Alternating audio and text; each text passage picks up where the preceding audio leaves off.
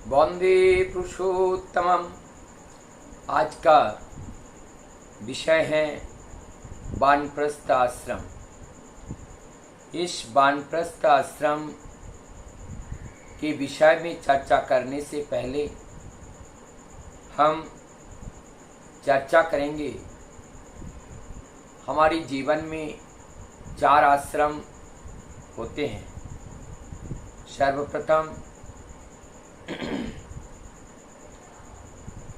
जो आश्रम है वो है ब्रह्मचारी आश्रम, उसके बाद गृहस्थ आश्रम, फिर वानप्रस्थ आश्रम और उसके बाद सन्यास। हम लोग जानते हैं ब्रह्मचारी आश्रम के नीति नियम को जब हम पालन करके चलते हैं और उस नीति नियम के पालन करने के उपरांत हम गृहस्थ आश्रम में ही प्रवेश कर पाते हैं। अर्थात गृहस्थ आश्रम में प्रवेश करने का जो सर्टिफिकेट है वो हमारा ब्रह्मचारी आश्रम से मिलता है। अर्थात ब्रह्मचारी आश्रम में पास करने के बाद फिर गृहस्थ आश्रम में हम प्रवेश करते हैं। ब्रह्मचारी आश्रम में हमने देखा यहाँ पे हम लोग ज़्यादातर ज्ञान अर्जन करते हैं, विद्या अर्जन करते हैं, यज्ञ बनते हैं, एक मनुष्य बनने के लिए प्रयास करते हैं।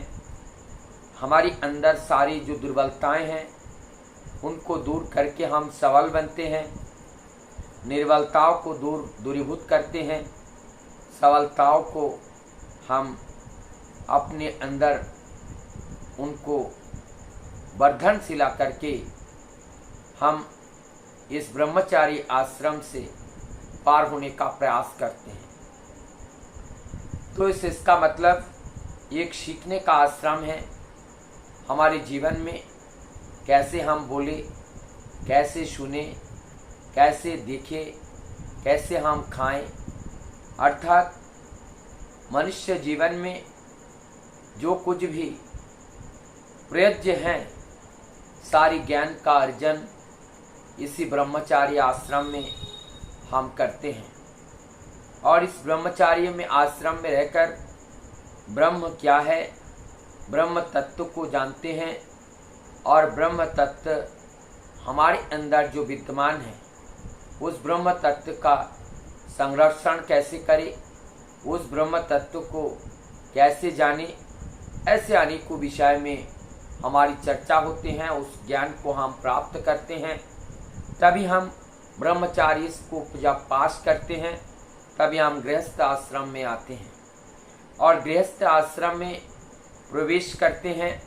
इसमें हमारा गृहस्थ अर्थात दाम्पत्य जीवन होते हैं, संतान संतति का उत्पन्न होना और पारिवारिक जीवन व्यतीत करना और उसके बाद अपने जन्म लिए हुए संतान संतति को उनके लालन पालन करना, उनकी जीवन की हर आवश्यकताओं को पूरा करना, परिवार में अपने माता पिता और गुरुजनों का सेवा करना, ये सारी चीज़ करते हुए इस जो गृहस्थ आश्रम है इसमें से पास करना पड़ता है।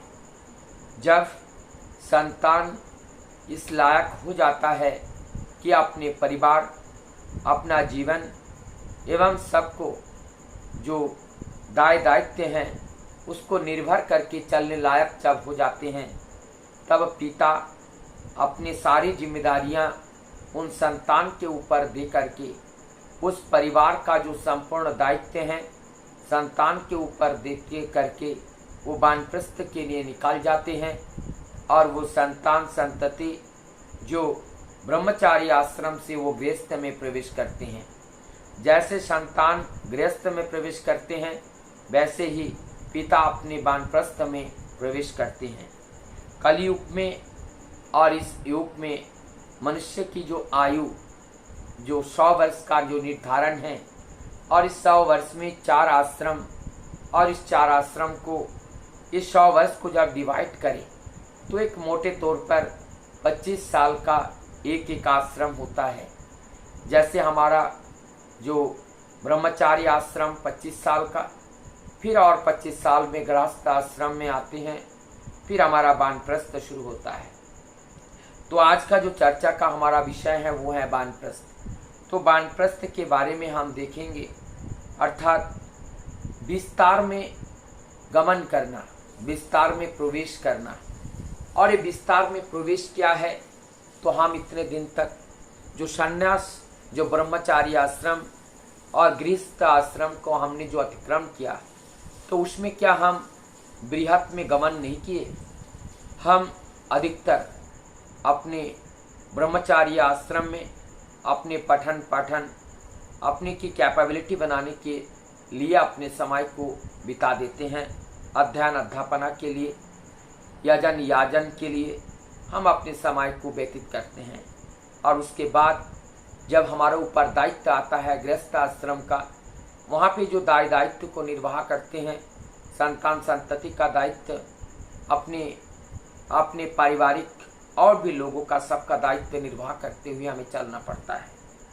और चलते चलते हमारा जीवन का जो लगभग 60 वर्ष का ये समय निकल जाता है। उसके बाद जो हमारा जीवन आता है विस्तार में जाने का वानप्रस्थ में, तो वो 20 साल का होता है। और उसके बाद फिर संन्यास, वो भी 20 साल का होता है। तो इस तरह से जब हमारा वानप्रस्थ का मतलब हमने जो विस्तार में कैसे जाएं, हमारे समाज में हम देखते हैं बहुत गरीब हैं, दुखी हैं और दीन हैं। बहुत से ऐसे लोग हैं, उनके सहयोग करने के लिए कोई नहीं है। तो हमारा जीवन 60 वर्ष तक हम अपने परिवार के लिए प्रयोग किया। और उसके बाद का जो 20 वर्ष हैं, हमारे परिवार से के अलावा और जो लोग हैं, जो नीचे तबके के हैं, जिनकी बहुत सारी ज़रूरतें हैं, पूरा नहीं हो पाती हैं। जो मूलभूत ज़रूरतें हैं, जैसे शिक्षा है, स्वास्थ्य है और अपने घर द्वार मकान, अनेकों तरीके का अनेकों चीज़ें हैं जो इस चीज़ की बहुत ज़्यादा ज़रूरत है। तो इन सब को हमें ध्यान देने की ज़रूरत होती है। समाज में ढूंढ करके, समाज में जाकर जो सामाजिक पतन हुआ है, उस सामाजिक पतन को किस तरह से हम दोबारा उस खाई को भर सकते हैं, उसके लिए हमारा प्रयासरत रहना पड़ता है। हमारी सामाजिक स्तर के साथ साथ हमारे जो आध्यात्मिक स्तर में भी बहुत गिरावट आई है, उस आध्यात्मिक स्तर को भी बढ़ाना होगा। और उस आध्यात्मिक स्तर को गिराने के लिए जो दायित्व हैं, वो दायित्व की कब किसके ऊपर है, वो हमारे समाज को जो गलत पथ पर जाना, जैसे मादक द्रव्य के वशीभूत हो गए हैं। मादक द्रव्य के रूप में वर्तमान में हम देखते हैं बीड़ी है, सिगरेट है, शराब है, गांजा है, भांग है, चरस है, आपिंग है, डोडा है, नशे के बहुत सारे मेडिसिन्स के रूप में जो प्रयोग कर रहे हैं। और इस मादक द्रव्य में हमारे जीवन में जो तंबाकू है, तो ये सब जो हमारी सत्ता को रुग्ण करे, जो हमारी सत्ता की गति है उसको अवरोध करे, जो हमारी जीवन गति को रोक दे, ऐसा जो मादक द्रव्य हैं, ये मादक द्रव्यों से हमें पार जाना होगा। यह हमारे समाज वर्तमान में इस मादक द्रव्य के वशीभूत आ चुका है और उससे निकालवाने के लिए हम सबका दायित्व है। हम सबका दायित्व है कि घर घर जाकर और सबके अंदर उस परम सत्य को बताना पड़ेगा और उस परम सत्य के प्रति सबका जो आकर्षण है वो आकर्षण को बढ़ाना पड़ेगा। जब तक उस सब के प्रति वो आकर्षण नहीं बढ़ता है, जब तक वो आकर्षण नहीं बढ़ता है, तब तक उनके जीवन में एक जो परिवर्तन है वो परिवर्तन नहीं आता है। तो उस परिवर्तन को लाने के लिए, उस परिवर्तन के लाने के लिए हमारा इतना दायित्व है। अगर हम परिवार के हर व्यक्ति के लिए, हमारी जो समाज व्यवस्था है 4 वर्णाश्रम में बांटा गया, तो अगर सभी लोग ऐसा सोचे कि 60 वर्ष के बाद 60 वर्ष तक हम अपने परिवार के लिए जिएंगे और उसके बाद 20 वर्ष तक हम समाज के लिए जिएंगे। तो इस तरह से अगर हम सोचते हैं तो हमारे समाज का उत्थान असंभवी है, वो संभव है, मतलब वो असंभव नहीं है, वो संभव है। और उस संभव को करने के लिए हम सबको जगना पड़ेगा, हम सबको उस सत्य के साथ जुड़ना पड़ेगा, हम सबको उस सत्य का आचरण में डूबना पड़ेगा। वस्तुतः एक बात मैं कहना चाहूँगा, समाज के लोगों के प्रति दायित्व को अपने ऊपर लेने के लिए वही लोग सोचते हैं जो परम सत्य के साथ युक्त होते हैं, क्योंकि सतबुद्धि परम सत्ता के जो मालिक हैं वही मालिक ही वो सद्बुद्धि हमें देती हैं। और वही सद्बुद्धि पाकर हम अपने जीवन में सत्य पथ पर सत्य विचारों को हम अनुसरण करने के लिए प्रयासरत रहते हैं। लेकिन इस सत्य विचार को जब हम प्रयासरत रहते हैं, सत्य विचारों को जब हम पालन करने के लिए चलते हैं, तो हमें वो पालन करने का जो दायित्व है वो सत्य के साथ जब तक हम युक्त तो नहीं रहते हैं तब तक ये संभव नहीं है। इसका मतलब अगर ये वानप्रस्थ है, ये विस्तार में प्रवेश करना, परमदयाल सच्चिद ठाकुर जी क्या कहते हैं, कहाँ प्रेम है, प्रेम की बात कहते हैं, और कहाँ जीवन है, बोलते हैं विस्तार ही जीवन और विस्तार ही प्रेम है। तो अगर हम प्रेमिक बनना चाहे हमें विस्तार पे जाना पड़ेगा, क्योंकि जब तक हम परिवार के साथ बंधे रहते हैं तो एक बंधन है, पारिवारिक बंधन है, और पारिवारिक बंधन से हम जब बंधे रहते हैं तो उसमें हमारा एक कल जो फल है, संचित कर्म फल, वो भोगना पड़ता है। लेकिन जब हम इस बंधन से मुक्त होकर के समाज की सेवा में जब लग जाते हैं, अर्थात परमपिता के कार्य में जब लग जाते हैं, किसी फल के बंधन में हम बंधते नहीं हैं। हम बंधते किससे हैं, जो कार्य हम करते हैं अपने परिवार के साथ, यानी कि अपने व्यक्ति स्वार्थ का जो कार्य करते हैं उसमें हम बंधन में बंधते जाते हैं, क्योंकि उसमें हमारा संचित कर्म संचित होता जाता है और वो प्राप्त बनकर आता है, उसको हमें भोगने के लिए किसी न किसी योनि में हमें आना पड़ता है। तो यह हमारा जो वानप्रस्थ है, ये वानप्रस्थ इस बंधन से भी मुक्त दिलाता है। ये जो वानप्रस्थ हमारे बंधन से मुक्त दिलाता है, और वो ऐसा मुक्ति दिलाता है, जन्म मरण के ये जो चक्र हैं उस चक्र से भी मुक्ति दिलाता है ये वानप्रस्थ। इसलिए वानप्रस्थ हमारे जीवन में बहुत ही महत्वपूर्ण एक आश्रम है, और इसका अनुसरण और इस आश्रम का आश्रय हमें लेना अत्यंत आवश्यकता है।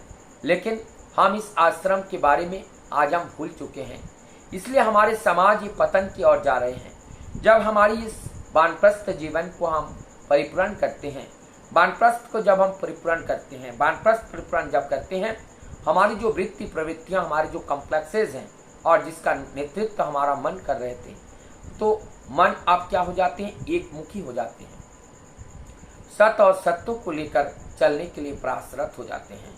तब क्या हो जाते हैं, हमारी उस वृत्ति प्रवृत्ति जो कॉम्प्लेक्सेस हैं उसके पीछे हमें दौड़ना नहीं पड़ता है। वो लोग आज मन के साथ संयुक्त होकर के प्रभु के कार्य करने में अपने आप को न्यौछावर कर देते हैं, समर्पित कर देते हैं। और ऐसा समर्पित जीवन जब सभी इंद्रियां और सभी हमारी प्रवृत्तियां सब मिलकर के प्रभु के कार्य में संलिप्त हो जाते हैं, तभी हम निवृत्ति के पथ पर अग्रसर हो जाते हैं। और ये निवृत्ति का पथ ही वास्तव में वो संन्यास है, सम्यक रूप से न्यस्त हो जाना, यानी कि जो सम्यक रूप से अंदर और बाहर का मतलब अंदर तो अंतरात्मा है, वो आत्मा की पुकार है, बुद्धि विचार वो आत्मा से आती हैं। जब उस विचारों को हम कार्य में परिणत करते हैं तभी वो आत्मा का विचार है, वो आत्मा का कर्तव्य है, वो आत्मा का ही सब है। जो हम आत्मा कर रहे हैं यह हमारी जीवात्मा की पुकार है, ये परम आत्मा का परछाई है। और उस परछाई कहाँ पे है, निर्मल मन के ऊपर। और निर्मल मन उस आत्मा को लेकर निर्मल मन के साथ संयुक्त होते हैं, और निर्मल मन में ही वही आत्मा का परछाई हमें दिखता है, और वही आत्मा का परछाई का जो शक्ति है वो हमें शक्ति देती है, उससे हम कार्य करने में सफल हो पाते हैं। तो आज इतना ही, ये जो वानप्रस्थ के बारे में वंदे